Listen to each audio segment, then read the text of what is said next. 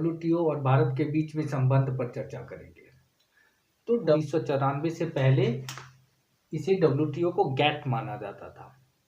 उसके बाद Uruguay round की वार्ता हुई और गैट के बाद डब्ल्यूटीओ की स्थापना हुई। गैट का जो उद्देश्य था, गैट का मुख्य उद्देश्य ये था कि बहुपक्षीय व्यापार वार्ता को लागू करना है।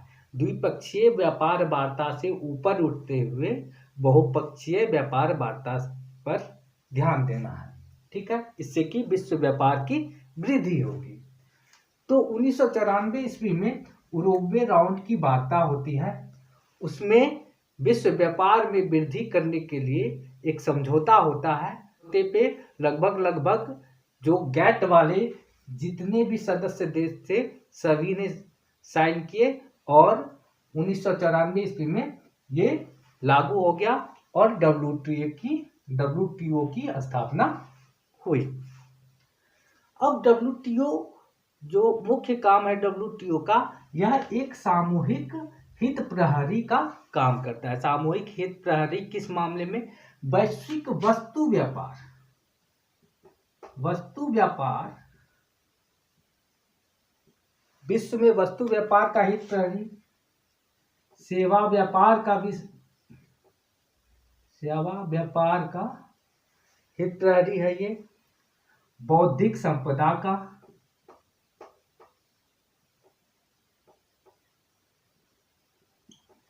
इनका हित प्रहरी है। कौन है? डब्ल्यूटीओ, ठीक है। अब इसमें बहुत प्रकार के डब्ल्यूटीओ का जो डिसीजन मेकिंग बॉडी है वो है मंत्री स्तरीय सम्मेलन। यह मंत्री स्तरीय सम्मेलन हर 2 वर्ष में होता है और यह सभी प्रकार के निर्णय लेने में सक्षम है, ठीक है। अब इसमें से समझौते का बहुत सारा क्षेत्र है, ठीक है। कृषि क्षेत्र है, कृषि क्षेत्र में समझौता करती है ये। वस्त्र परिधान क्षेत्र में समझौता कर,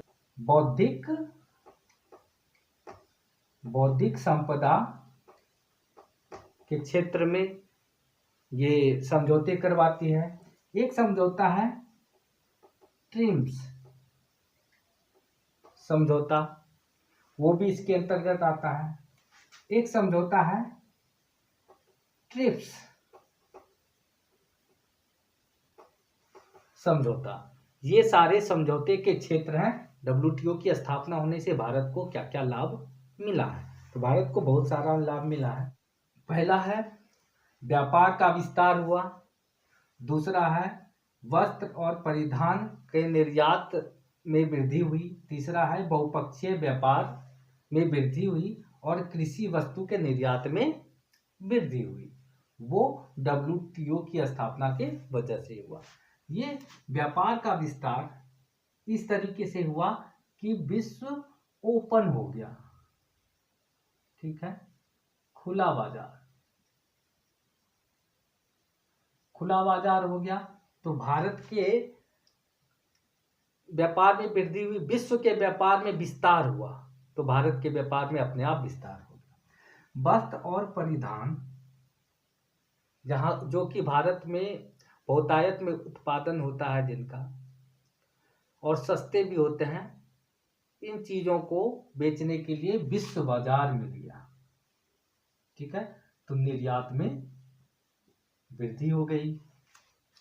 बहुपक्षीय व्यापार में वृद्धि हुई। पहले द्विपक्षीय व्यापार चलता था, पहले चलता था द्विपक्षीय, अधिकतर द्विपक्षीय चलता था, लेकिन अब बहुत सारे देश एक दूसरे के साथ व्यापार करने लगे, तो भारत भी कई सारे देशों से संबंध बनाने में समर्थ हुआ और उससे व्यापार की वृद्धि हुई। तीसरा, कृषि वस्तु के निर्यात में लाभ मिला। जब इंटरनेशनल मार्केट में प्राइस बढ़ गया, प्राइस वृद्धि हुई, तो उससे भारत को फायदा हुआ। भारत को यह फायदा हुआ कि यहाँ के कृषि वस्तु का मूल्य कम होता था, जिससे कि निर्यात में वृद्धि हुई।